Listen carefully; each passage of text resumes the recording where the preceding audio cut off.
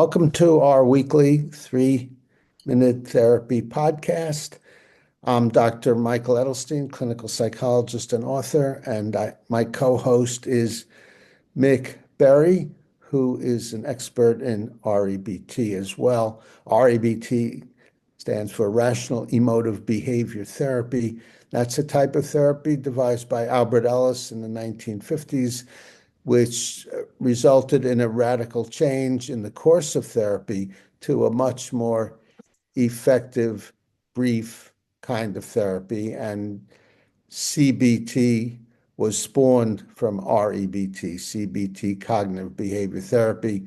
And the main idea here is that our emotions and behaviors don't come from situations themselves, but rather come from our thinking about situations. That's good news. That's a very powerful idea, because if it's your thinking that causes your emotional disturbance and behavioral problems, you can change your thinking.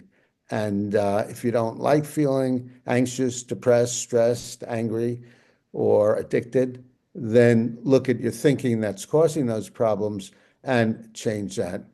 And normally you can find the beliefs that are causing those problems in terms of demands, musts and shoulds, and there are three main demands. I must do well and get approval, or else I'm no good. Others must treat me well, or else they're no good. And my life must be fair, easy, and hassle-free, or else my life is horrible. Mick, do you want to add anything to that? Yeah, you said brief therapy. It may be brief in terms of how long somebody sees the therapist. However, REBT teaches somebody to do it themselves. So it may be brief with the therapist, but it is actually, I think, the longest lasting, because it teaches the client to do it themselves and encourages the client. The client will be motivated to do it for the rest of their life. So it's actually the longest and deepest therapy going. Right, right. It's the longest and the briefest, because if you're anxious and you learn this approach, you can do it in 3 seconds by looking for your must and convincing yourself your musts are false. And so that's the long and the short of it. Today, today we're going to be discussing rational emotive behavior therapy and mindfulness. And one definition of mindfulness was developed by John Kabat-Zinn, and he used it for stress reduction. And his idea was focus on the present in a non-judgmental way, and then you'll feel a lot less stress. Unfortunately, that has a lot of problems. Mick, do you want to start off with some of the problems? Well, for one thing, focus on the present in a non-judgmental way. What does that mean? That's a little confusing. I think REBT would say unconditionally accept your life, accept the present, the past, and the future. But this also means see what you can do to change what you would like to be different, accept that you have the capacity to change things. You might not like circumstances, but you can change them. That's a vague thing. That's a vague definition. Focus on the present non-judgmentally. I'm not really sure what that means. And if somebody could say, well, you don't understand it, I would say, that's my point. It's not clear. Well, I think non-judgmental means that you don't make a judgment about something. For example, if you see a sunset, you don't make a judgment. It's a beautiful sunset. It's a horrible sunset. You just say, that's a sunset. But one of the problems with that is that if you don't make a judgment, in many cases, not in case of sunset, but in the case of your own behavior and others' behavior, if you don't make a judgment, then you don't, whether it's good or bad, what I did was good or what I did was not good, then there's no place to go from there. Whereas if you do make a judgment, what I did was bad, it was a mistake, it was unfortunate, then that tells you where to go. What could I do to change what my mistakes in the future so that I don't make the same mistakes again? Nick? Well, I was going to say, I think it's obvious if something's non-judgmental, it's encouraging you not to judge it. But still, that doesn't tell me anything. However, what you said, I think, probably gets at what they're trying to encourage. And I do think it's ridiculous to not judge anything. I think that a lot of times people feel that they need to have some sort of universal approval for their own opinion about something. There's absolutely nothing wrong with saying, I find this sunset beautiful, or I don't like the sunset at the end of the day. It means the day is ending and I don't like the end of the day. It's a matter of what is self-helping and what is self-defeating.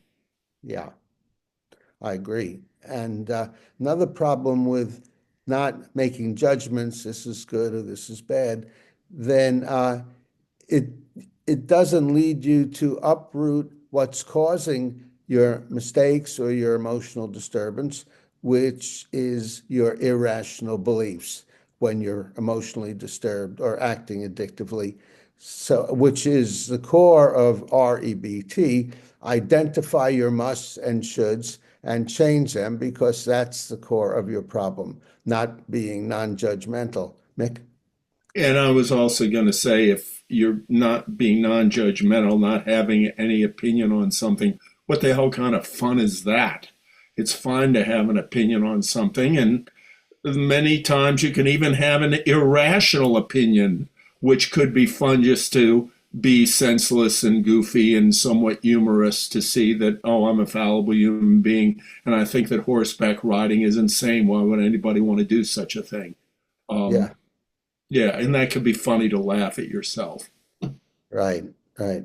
And also, it distracts from developing a larger philosophical outlet, not only in terms of specific behaviors, things you've done or emotions you have, but a larger philosophy of life, which is there are no musts, no shoulds, and as you said, Mick, developing unconditional acceptance of oneself, others, and situations.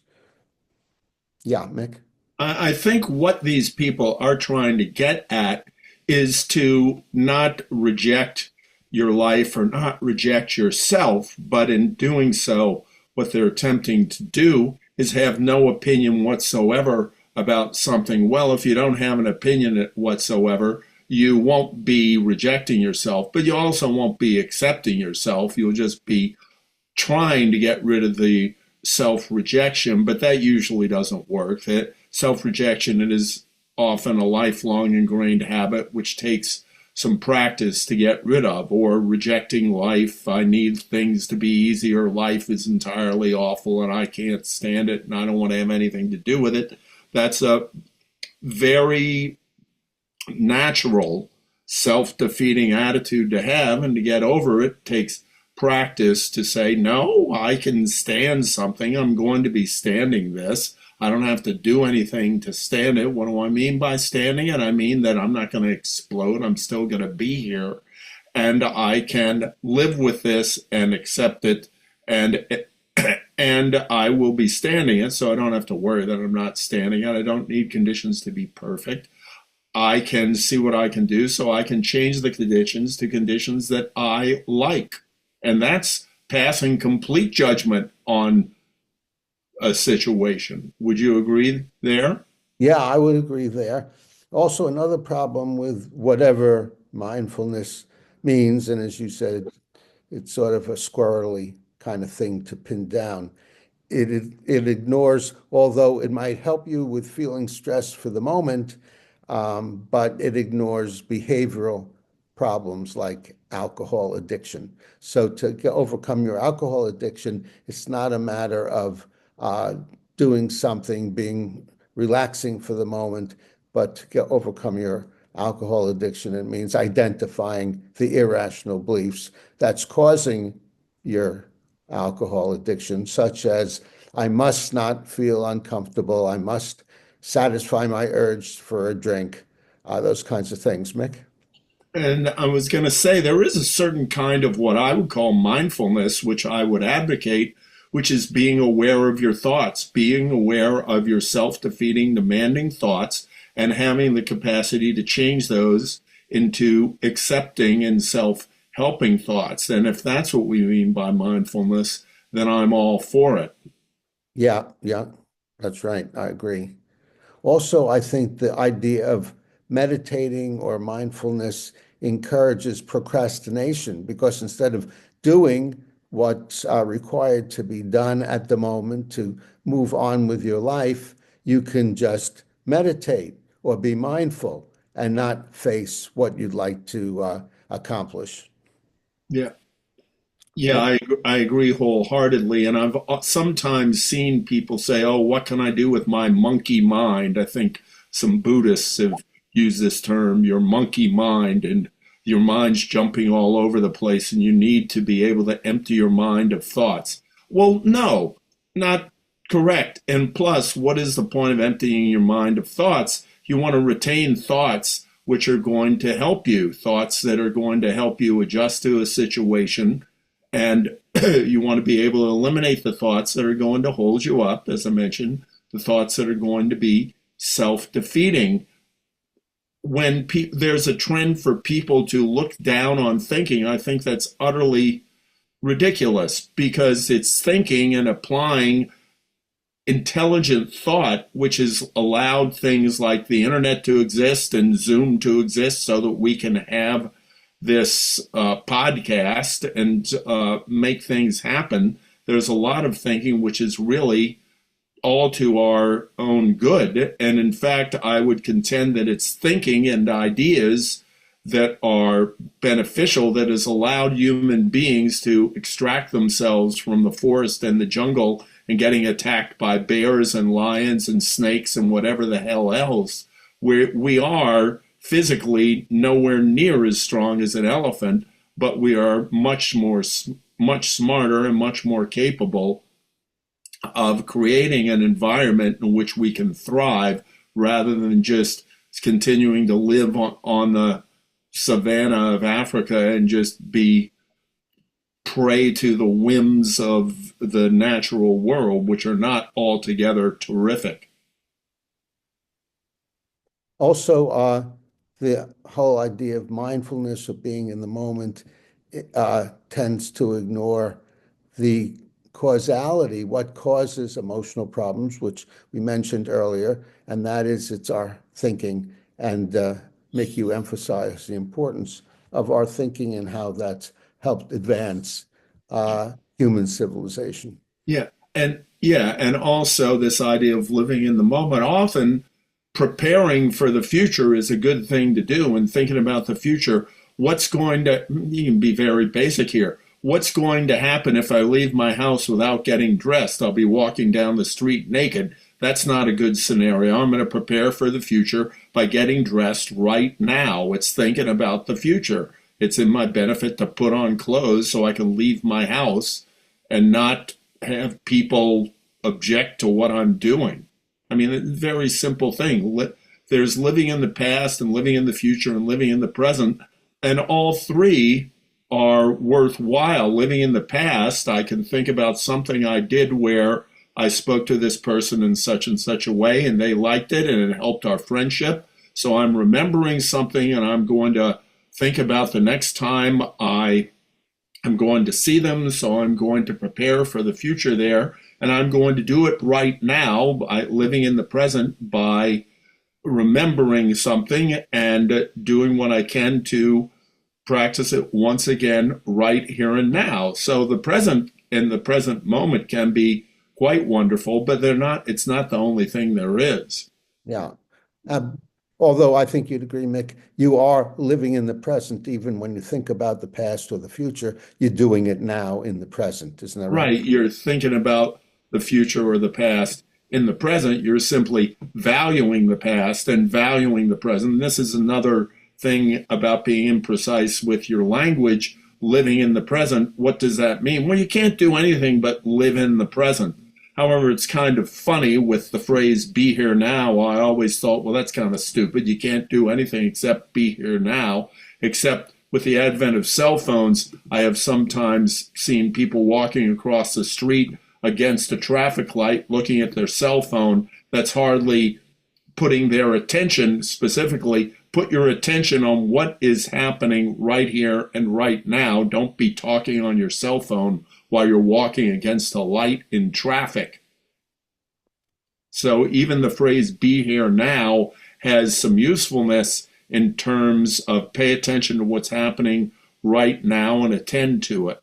Yeah, as long as it makes sense to pay attention to what's happening right now. If you're texting while you're driving, you don't want to pay attention to the text because that's what's happening right now. But also, there's something more important happening right now, and that's the driving.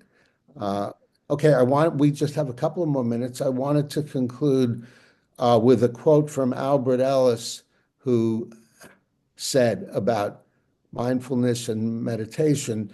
He said, I recommend meditation just as I recommend the use of Jacobson's relaxation method or other focusing and relaxing techniques as a palliative distraction method, and advise most of my clients to use it with discretion and not take it too seriously or view it as a general therapeutic method. So I think that's very well said. Yeah, that's well put. And for me, the operative word is distraction. And personally, I like to attend to things rather than be distracted from them. Although sometimes it's good to take a break. I feel like taking a break. Let me be distracted by meditating about baseball right now. Right. Something new to focus on when you're meditating, baseball. Yeah. Yeah, I think with the way that these definitions of mindfulness that you've mentioned, they're ignoring the power of the human mind, and REBT focuses on the power of the human mind. People are capable of making themselves feel good, creating good self-helping feelings, and it's quite powerful, empowering, and quite beneficial. And we want to take advantage of the way our mind works. We create our feelings. We can change our feelings. We can create feelings which help us, which encourage us to do things which are beneficial and make ourselves happier and make the world a place which is easier for other people to be happy in. Okay, very good. Thank you, Mick Berry, for your wise participation. And I'd like to thank Chris Rossini, our tech engineer, who holds it all together. Comment below if you have thoughts about what we discussed. If you're pro or con meditation and mindfulness, let us know. Give us a thumbs up. Suggest subjects for future podcasts. Volunteer if you'd like to be a guest. And I'm Dr. Michael Edelstein, psychologist and author, and subscribe to the 3 Minute Therapy podcast to do what, Mick? To stay on the rational side of life, which is using mindfulness in the best way.